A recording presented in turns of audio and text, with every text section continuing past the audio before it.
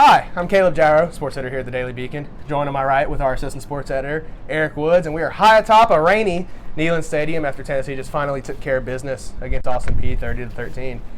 Eric, we've seen a lot of explosive Tennessee offenses. We've seen a lot of explosive games. We know what this offense can do. It didn't do that in the first and second quarter. Yeah, I mean, the biggest thing was, from the press conference today, the biggest thing was they're still searching for the identity. What that identity is, I don't know. But what we did see was really strong play from the front seven. The defense, it took a bit of a step back from last week. There was some blown coverages, and they struggled a little bit with the Austin Peay screen passes. But I mean, overall, a win's a win. It's early in the season. You'd like to see a better start, of course, but sometimes you just got to take what you can get. Yeah, and we can dive into that defense here real quick. You say they took a step back, and that step back was not really something to worry about. I mean, you obviously had a couple blown coverages. One that comes to mind is John Slaughter got tripped up over his own feet and fell, gave up a touchdown. And there's a couple options. Austin Peay ran a very weird offense. I've never seen it before. But there's a couple options where the quarterback got some good yards out of it. But that's the type of stuff that you can take when you're Josh Heupel's football team and your offense is putting up points. I mean, we saw Aaron Beasley rush up the middle for 2 sacks tonight. Wesley Walker picked up a sack.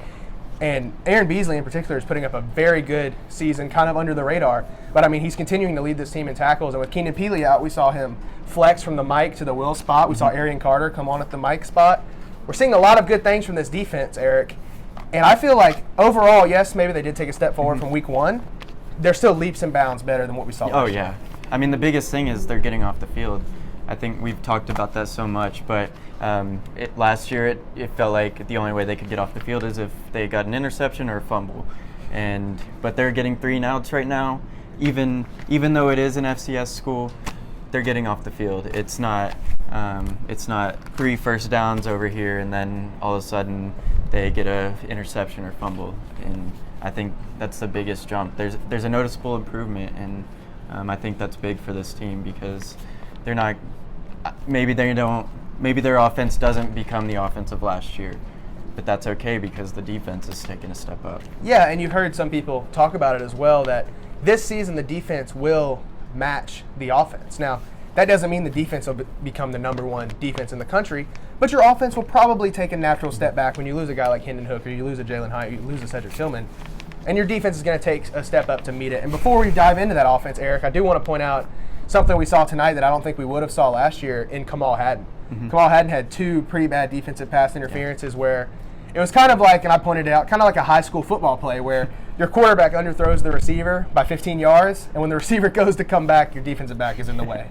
So he kind of just runs into that pass interference. But they got him twice on it. Third one, Kamal Hadden turns his head, gets an interception to get the defense off the field, like you said. Yeah. I don't know if we would see that from Kamal Hadden last season, that maturity, that turnaround. And when you're a team like Tennessee and with an offense like Josh Heupel's, getting off the field as a defense means you're putting a very explosive offense on the field. And that explosion we didn't see in the first part of the game tonight. Kind of dive into that, Eric. Yeah, I mean, the explosion it's something that I think we expected it today. We didn't expect to see 13 points at the end of the first half. We didn't expect to be 30 points at the end of the game. But I think it's a team who's, like I said earlier, they're still trying to find an identity. What that identity is, it still remains to be seen. But the thing is Joe Milton, he's not. I think the biggest thing is he's not Hendon Hooker, and what I've seen for the past 2 weeks is him, either whether that falls on him or the coaching staff, he's trying to be too much like Hendon Hooker, and whether it's the short passes, which are completely fine, the run game's completely fine, but Joe Milton's not going to sit there and dissect the defense for 60 minutes a night, and that's the thing is you can try and force him into a Hendon Hooker role, but also at the same time, I don't think I've ever seen a quarterback be dissected for every throw as much as Joe Milton is. He's not playing bad by any means. Yes, you'd like to see the deep ball, but I don't know. I mean, I agree. It's very hard to ask a quarterback to be perfect every throw. It's very hard to ask anybody to be perfect every throw, and that's what it seems like you're asking Joe Milton to be. Now, will you ask Joe Milton to start better than 1-11 with 11 yards next week? Obviously, yes. But I don't think you should be dissecting every throw. Did he miss some throws? He did. But he's throwing behind receivers. Like, for example, he threw behind Brew McCoy over the middle. The ball still hit him in the hands. Yeah. Like, yeah, can Brew McCoy not catch that ball and run? Probably. But can he catch it and just fall down? Oh, yeah. There's stuff like that. Squirrel White went up for a ball and dropped it. I mean, there's certain plays like that. Ramel Keaton caught the ball on the side of the field and then fumbled it 2 steps later. That's the kind of stuff that doesn't fall on Milton. Yeah. But you need that stuff to happen. You need those wide receivers to help you out. I mean, Joe's trying to thread the needle in some of these tight windows, and your wide receiver's dropping the ball. Yeah. And we heard Jabari Small, we heard Josh Heupel talk about how this offense is not in sync when they're coming out on the field. I don't know if that has to happen in practice. Maybe a reporter pointed out maybe it's because they held their receivers out so much in fall camp due to injury. Maybe that's why they're out of sync. But when you go down to Gainesville next week and you have 100,000 fans bearing down on you, there's no time to be out of sync. And I'm not 100% sure what this offense will look like when we roll out next weekend. Hopefully they're in sync for everybody's sake, because the first part of this game was rough. Now, luckily for this team, you have a Jalen Hyatt to rely on. I mean, 124 yards on 13 carries. Pretty good night. You're averaging 9.1 yards a carry. You can rely on that, but you can't ask Jalen Wright, Jabari Small, Dylan Sampson to run the ball all night in the SEC. Yeah. No. You have to have that passing game to mix it up. And Eric, I don't know what you saw, but how do you think this passing game can improve next week? How do you think they can come out firing like we saw them last year? I mean, like I said, I think they're really heavily relied on the short pass, which, like I said, is okay. It opens up everything, but I think you should take a chance every once in a while. I mean, I get it's week 2, and you don't want to completely open the offense up, but at some point you just got to air it out. I think Joe Milton's a guy who needs confidence to do well. Like I said last week, he's an emotional player. If something doesn't go right, it's probably going to get in his head. Whether he can rebound from that is up to him, but I think there needs to be something to kind of get him in the flow of the game. So whether that's obviously everyone wants to see a Joe Milton deep ball, but yeah, I think you're not gonna go out there and run it 40 times a game, and you might get some wins early on in the season, but running back is a position that gets beat up really badly. So I think as long as you can keep pounding the rock, it might work out.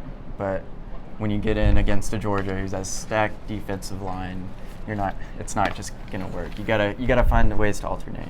And you talk about Joe Milton being an emotional player. I felt like tonight, and correct me if I'm wrong, Eric, I felt like we saw him bounce back. I mean, you start 1 for 11 with 11 yards. It could be very easy for a young quarterback to get down on themselves. I know personally I wouldn't be happy if my receivers, had 3 or 4 drops through halfway through the second quarter. We didn't see a wide receiver catch the ball until under 8 minutes in the second quarter. I mean, everything was to running backs, and they were the only ones catching the ball. So Joe Milton bounced back, corrected himself, corrected the offense, finished the night 21 for 33 at 228 yards and a couple touchdowns. So I think we see that maturity from him, like you said. Oh, yeah. I think we need to see it a little sooner in an SEC game, but we saw him bounce back. We saw that maturity. Now, Eric, I want to pivot a little bit and wrap up kind of. We came in tonight, and I think one of your keys was this, and mine as well. Tonight was supposed to be an opportunity for freshmen to get on the field.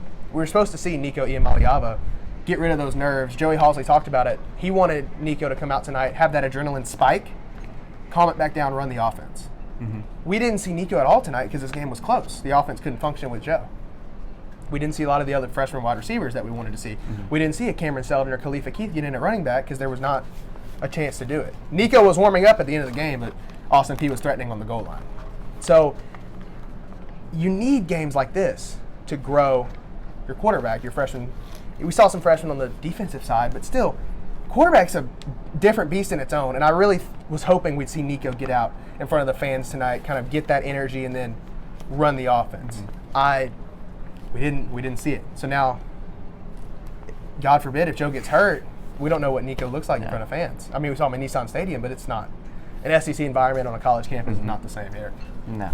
And I think Yeah, I mean the biggest thing about these early season games is getting your freshmen some playing time, because you have last week was Virginia. That's a game that saw some freshmen getting in, but this week Austin Peay. That's a team where you should have a lot of freshmen coming in by the second half, and that didn't happen. And so I think it could hurt them later on if, like you said, if Nico has to come in, or if I think Austin Peay and Tennessee game recap tonight. For Eric Woods, who is not with me right now, and I'm Caleb Jarreau. You can see all of our content on utdailybeacon.com after tonight's game. And as for another game recap, we will see you next week in Gainesville.